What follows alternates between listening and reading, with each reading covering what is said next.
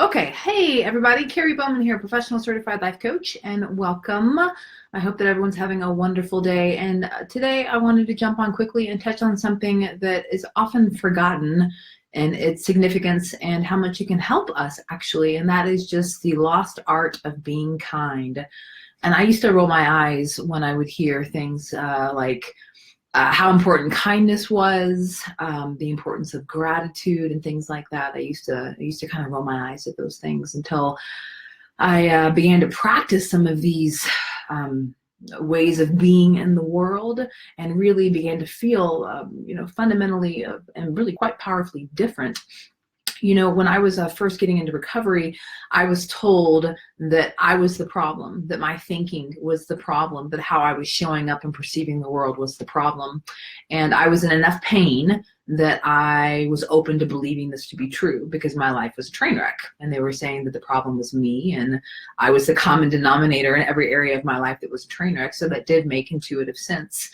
And I was told early in recovery that when I was in a space that felt really fearful or overwhelming or stressed or tense or confusing, that the course of action that I could take was to help another human being.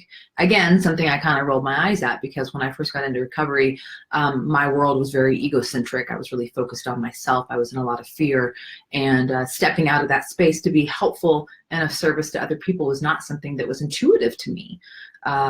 When we're in a fear is inherently self-centered. That's the nature of fear. So when we're in fear, stress, anxiety, whatever you want to call it, it's very hard for us to look outside of that kind of myopic view to see something else.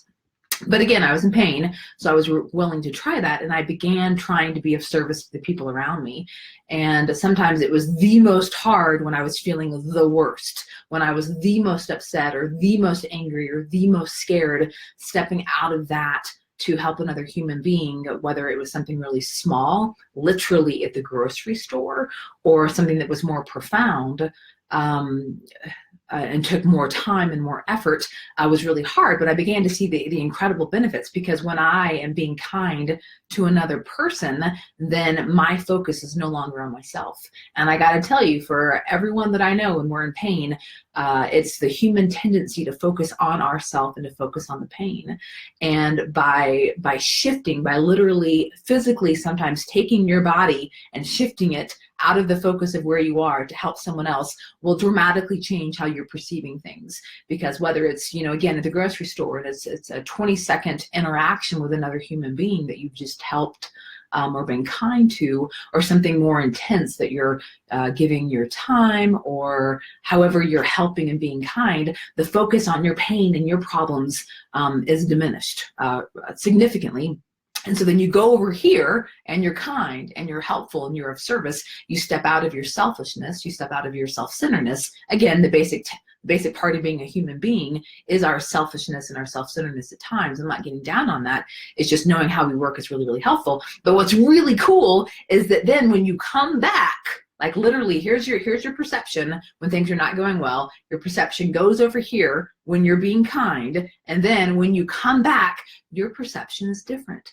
It's incredible. You come back from this experience of offering your attention and your focus to another human being, again, even if it's small, or lots of little small things throughout the day, because that's how I started. I started out just really small things, asking myself how I could help, how could I be kind, whether it was an animal or a person, someone I knew, someone I didn't know, a child, an elderly person, it didn't matter. My assignment from my sponsor in AA was to go and be of service to people. Damn it, go and do something for someone else. Stop thinking about yourself.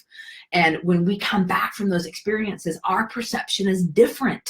There's something happens, this amazing thing from the universe, grace, I don't know what it is, and our perception is a little bit different. So the circumstances that we were responding to internally that felt perhaps overwhelming or scary, or that we were feeling the anger about, or whatever it was, those circumstances aren't any different. This is the power of perception, people. But when I come back from the experience of giving something of myself, and I come back, those circumstances have shifted slightly, sometimes more than slightly. Again, this is always evidence that what is going on is not inherently the problem or causing the pain. It is our internal perception of the event, our internal belief systems of what is going on that is causing the pain, never what is outside of ourselves. And so I began to practice this, especially when I was having hard days, especially when I was scared about money or going through a breakup or not doing well at work or whatever was going on. I began to see that it worked. Change is experiential. So I started having experiences that being kind and helping and giving of myself worked.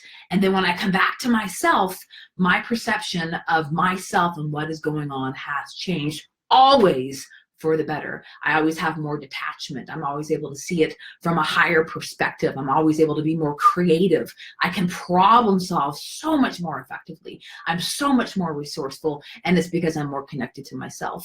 I believe that in this day and age, we have gotten so disconnected from each other and ourselves that nurturing that connection first by going outside of ourselves and helping is profound. So my challenge to each and every one of you today, especially if you're in a place that feels scary or you're feeling really angry or you feel like someone's really harmed you, is to allow that to be without trying to change it. Put it over here and take your focus, take your perception, take a little bit of your time and go outside of yourself and help someone. I literally used to go to gas stations and grocery stores and wait when I was like really early in my recovery. I would wait for people that I could help. That's how desperate I was. And I got to tell you, this stuff works. And the more that you try it, the more that you're going to see that it works. And the more that it works, the more you're going to try it. It's a wonderful loop.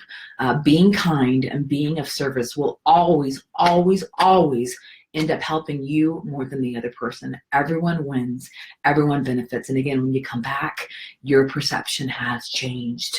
This type of homework, this type of experiential going out and doing this will begin to demonstrate without any doubt that your perception is not only what's causing you pain, but also the doorway to freedom. So that's my challenge to you. If you have any questions, feel free to comment or post. I hope everyone is doing well, and I'll check in again soon. All right.